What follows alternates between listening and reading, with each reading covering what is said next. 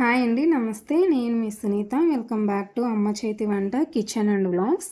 ఈరోజు వీడియో వచ్చేసి పచ్చి కొబ్బరితో టేస్టీ అండ్ హెల్తీగా చేసుకునే లడ్డూను మీతో షేర్ చేసుకుంటున్నానండి.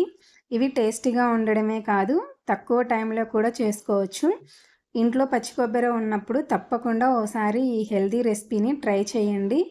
అలాగే మన శరీరానికి, జుట్టుకు ఎంతో ఆరోగ్యాన్ని కలిగిస్తాయి. పిల్లలలో ఎముకల బలాన్ని పెంచి శరీర దృఢత్వాన్ని కూడా పెంచుతుంది, స్కిన్ టోన్ పెంచుతుంది. మరి ఇన్ని హెల్త్ బెనిఫిట్స్ ఉన్న ఈ లడ్డూని ఎలా చేసుకోవాలో ఇప్పుడు మనం చూసేద్దాం పదండి. దానికోసం ఇక్కడ నేను ఒక పెద్ద సైజు కొబ్బరికాయనైతే తీసుకొని దీనిపైన ఉన్న బ్రౌన్ పార్ట్ అంతా తీసేసి చిన్న చిన్న పీసెస్ కింద అయితే కట్ చేసుకున్నానండి. కొబ్బరి పైన ఉన్న బ్రౌన్ పార్ట్ తీయడం వల్ల మనకి దగ్గు అనేది రాకుండా ఉంటుందన్నమాట. సో అందుకనేసి తీసేసాను. తర్వాత ఒక మిక్సీ జార్ తీసుకొని అందులోకి ఈ కొబ్బరి ముక్కలు ఎన్ని ఉన్నాయనేది కొలుచుకోవాలి అండి. నాకైతే ఇక్కడ 1.5 కప్పు దాకా అయితే ఉన్నాయి. వీటిని మెత్తగా అయితే మిక్సీ పట్టుకోవాలన్నమాట. ఎంత వీలైతే అంత మెత్తగా మిక్సీ పట్టుకోండి. ఒకే స్పీడ్లో తిప్పకుండా పల్స్ ఇస్తూ నిదానంగా ఈ విధంగా మిక్సీ పట్టుకోవాలన్నమాట. ఇక్కడ చూస్తున్నారు కదా, ఈ విధంగా అయితే మిక్సీ పట్టుకోండి. ఇప్పుడు స్టవ్ పైన ఒక కడాయి పెట్టుకొని అందులోకి 1 టేబుల్ స్పూన్ దాకా నెయ్యి వేసుకోండి. ఈ నెయ్యి వచ్చేసి ఆవు నెయ్యి అండి. టేస్ట్ అయినా స్మెల్ అయినా చాలా బాగుంటుందన్నమాట. తర్వాత 15 బాదం పప్పు, 15 జీడిపప్పు పలుకుల్ని తీసుకొని మంటని లో ఫ్లేమ్లో పెట్టుకొని ఈ బాదం జీడిపప్పు రెండు కూడా లోపల దాకా వేగేంత వరకు ఈ విధంగా ఫ్రై చేసుకోవాలన్నమాట. ఇక్కడ చూస్తున్నారు కదా, జీడిపప్పు అనేది చాలా చక్కగా వేగింది. ఇలా వేగిన తర్వాత ఒక ప్లేట్లోకి తీసుకోండి.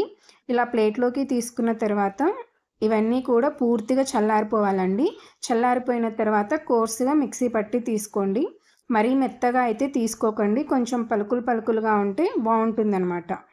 వీటిని పక్కన పెట్టుకొని ఇప్పుడు అదే కడాయిలోకి మనం మిక్సీ పట్టి పెట్టుకున్న కొబ్బరి తుడుము ఉంది కదండి, సో దాన్ని అంతటిని కూడా వేసేయండి. మీకు కాస్త నెయ్యి కావాలనుకుంటే ఎక్కువగా వేసుకోండి. కానీ ఒకటి గుర్తుంచుకోండి, కొబ్బరికి ఎంత నెయ్యి వేసినా సరే పీల్చేస్తుందన్నమాట, అలాగే అడుగు కూడా పడుతుందన్నమాట. సో మంటని లో టు మీడియం ఫ్లేమ్లో అడ్జస్ట్ చేసుకుంటూ ఈ విధంగా మంచిగా వేపుకోవాలి అండి. ఈ కొబ్బరిలో ఉండే కొబ్బరి నూనె కూడా బయటకు వస్తుందన్నమాట. సో పచ్చివాసన పోయేంత వరకు ఈ విధంగా ఇలా పొడి పొడిగా అయ్యేంత వరకు వేపుకోవాలి. ఇలా వేపుకున్న తర్వాత దీన్ని కూడా ఒక ప్లేట్లోకి తీసుకొని పక్కన పెట్టుకోండి. ఇప్పుడు స్టవ్ పైన మళ్ళీ అదే కడాయి పెట్టుకొని మనం ఏ కప్పుతో అయితే కొబ్బరి తీసుకున్నామో అదే కప్పుతోటి 3/4 కప్పు దాకా బెల్లం తురుము తీసుకోండి. తర్వాత ఇక్కడ వచ్చేసి నేను 3 టేబుల్ స్పూన్ దాకా నీళ్ళు అయితే వేస్తున్నానండి. ఇది వచ్చేసి నేను బెల్లం పాకం అనేది ఫిల్టర్ చేసి తీసుకుంటున్నాను.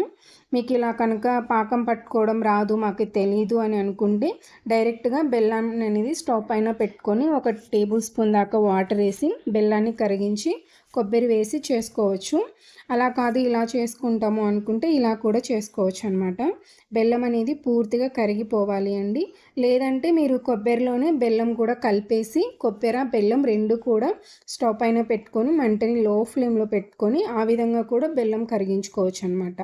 నేను వచ్చేసి ఏవైనా నలకలు ఉంటాయేమో అనేసి ఇలా కొంచెం ఎక్కువ వాటర్ వేసి బెల్లాన్ని కరిగించి ఫిల్టర్ చేసి తీసుకుంటున్నానండి.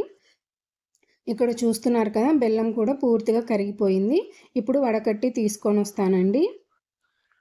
ఇప్పుడు మళ్ళీ అదే కడాయిని పెట్టుకొని మనం ఫిల్టర్ చేసుకున్న బెల్లం పాకం అనేది ఉంది కదా, అది వేసేసేయండి.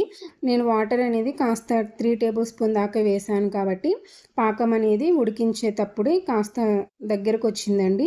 ఈ విధంగా వస్తే సరిపోతుందన్నమాట. మరి పాకం చెక్ చేసుకోని అవసరం లేదు, కొంచెం తీగ పాకం లాగా వస్తే సరిపోతుంది. తర్వాత మనం వేయించి పక్కన పెట్టుకున్న కొబ్బరి పొడి ఉంది కదా, ఆ కొబ్బరి పొడి అంతా కూడా వేసేసి ఈ కొబ్బరికి బెల్లం పాకం అంతా పట్టే విధంగా బాగా కలుపుతూ ఉడికించండి. మీరు ఒకవేళ పాకము లూజ్గా ఉంది, మాకు తీగ పాకం తెలీదు అని అనుకున్నా కూడా ఏం పర్వాలేదండి. మంటని లో టు మీడియం ఫ్లేమ్లో అడ్జస్ట్ చేసుకుంటూ ఈ విధంగా కలుపుతూ ఒక 5 to 10 మినిట్స్ లో ఫ్లేమ్లోనే మనం మూత పెట్టి ఉడికించామంటే ఈ కొబ్బరి అనేది దగ్గర పడుతుంది, మనకి లడ్డు చేయడానికి వీలవుతుంది అనమాట. ఇక్కడ చూస్తున్నారు కదా, నేను మూత పెట్టేసి ఒక 5 నిమిషాలు లో ఫ్లేమ్లో ఉడికించేసరికి ఆయిల్ అనేది పక్కకు వచ్చేసి కాస్త పొడి పొడిగా అవ్వడానికి తయారవుతుంది కదా. ఇలాగే మరొక 5 నిమిషాలు కలుపుతూ ఉడికించుకున్నామంటే సరిపోతుందండి. ఇక్కడ చూస్తున్నారు కదా, నిదానంగా అయితే దగ్గర పడుతుందన్నమాట. కొబ్బరి నుంచి కొబ్బరి నూనె కూడా సపరేట్ అవుతుంది. చూసారు కదా, కాస్త పొడి పొడిగా అయితే రెడీ అయిపోయిందనమాట. ఈ విధంగా రెడీ అయిపోయిన తర్వాత మీరు ఇక్కడ కావాలి అంటే కొంచెం నెయ్యిని కూడా యాడ్ చేసుకోవచ్చు అండి. నేను ఫస్ట్ వేసిన నెయ్యి సరిపోయింది, అందుకనేసి నెయ్యి వేయకుండా 1/2 టేబుల్ స్పూన్ దాకా యాలకుల పొడి అయితే వేసాను అనమాట. యాలక పొడి వేసిన తర్వాత మరోసారి కలపండి. ఇక్కడ మీరు గమనించవచ్చు, మంచిగా బెల్లం పాకం అనేది కొబ్బరికి పట్టింది, అలాగే కాస్త పొడి పొడిగా కూడా అయిందనమాట. ఇలా యాలకుల పొడి వేసి కలిపిన తర్వాత ఒకసారి చెక్ చేసుకోండి, మనకి చిన్న ఉండలాగా వస్తుందా రాలేదా అనేది చూసుకోండి. చిన్న లడ్డూలాగా అయితే రావాలన్నమాట. చూసారు కదా, ఇక్కడైతే నాకు ఎంత చక్కగా వచ్చేసిందో, చాలా చిన్నగా క్యూట్గా భలే ఉంది కదా లడ్డు. ఈ విధంగా వచ్చిందంటే ఇప్పుడు స్టవ్ ఆఫ్ చేసుకొని మరోసారి కలిపేసుకోండి. ఇలా స్టవ్ ఆఫ్ చేసిన తర్వాత ఇది పూర్తిగా చల్లారని అవసరం లేదండి. ఇప్పుడు మనం ఏం చేయాలంటే, మనం మిక్సీ పట్టుకున్న ఈ బాదం జీడిపప్పు పొడి ఉంది కదా, దాన్ని అంతటిని కూడా వేసేసేయండి. అలాగే మీరు మళ్ళీ చెప్తున్నాను, మీకు కావాలంటే నెయ్యి కూడా వేసుకోవచ్చండి. ఈ బాదం జీడిపప్పు పొడి వేసిన తర్వాత ఒకసారి బాగా కలపండి. మీరు ఇక్కడ గమనించవచ్చు, నేను మరీ మెత్తగా కాకుండా కాస్త పలుకులు పలుకులుగా అయితే మిక్సీ పట్టానమాట. సో అలా పట్టుకోండి, మధ్యలో తింటూ ఉన్నప్పుడు నోటికి తగిలితే టేస్ట్ అనేది చాలా బాగుంటుంది. పిల్లలైతే ఒక్క రోజులోనే ఖాళీ చేసేస్తారు.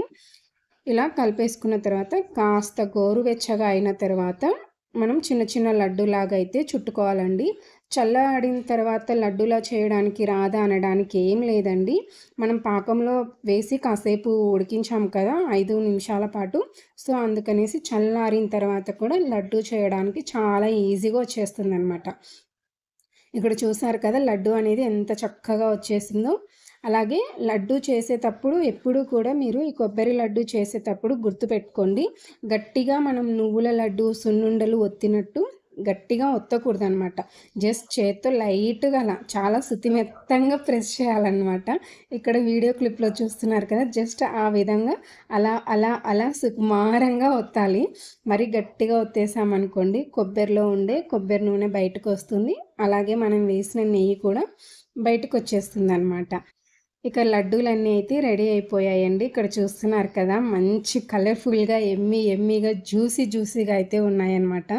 ఇక్కడ ఒకటైతే తీసి చూపిస్తాను చూడండి, ఎంత చక్కగా వచ్చిందో.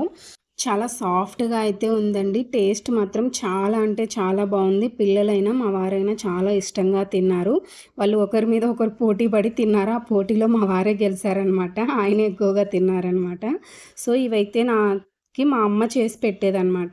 ఇంట్లో మనం డైలీ దేవుడికి కొబ్బరికాయ కొడుతూ ఉంటాం కదా, ఎంత లేదన్నా వారంలో 5 రోజులైనా మేము దేవుడికి కొబ్బరికాయ కొడుతూ ఉంటాం అన్నమాట. సో ఆ కొబ్బరికాయలు అనేది మా అమ్మ వేస్ట్గా పడేయకుండా, ఎండబెట్టకుండా, కొబ్బరి పొడి కోసం కాకుండా ఇలా మంచిగా బలంగా ఉంటుందనేసి నా కోసం చేసి పెట్టేదన్నమాట. చాలా అంటే చాలా టేస్ట్గా ఉండేది. చాలా సంవత్సరాల తర్వాత, దాదాపుగా 9 సంవత్సరాల తర్వాత నేను మా అమ్మని గుర్తు చేసుకుంటూ ఈ కొబ్బరి లడ్డు అయితే చేశాను. చాలా టేస్ట్గా ఉందండి. మీరు కూడా ఈసారి మీ ఇంట్లో ట్రై చేయండి. ట్రై చేశాక మీకు ఎలా కుదిరింది అనేది మీ ఫీడ్బ్యాక్ని కామెంట్ సెక్షన్లో నాతో షేర్ చేసుకోండి. అలాగే వీడియో నచ్చితే ప్లీజ్ లైక్ చేయండి. Thanks for watching.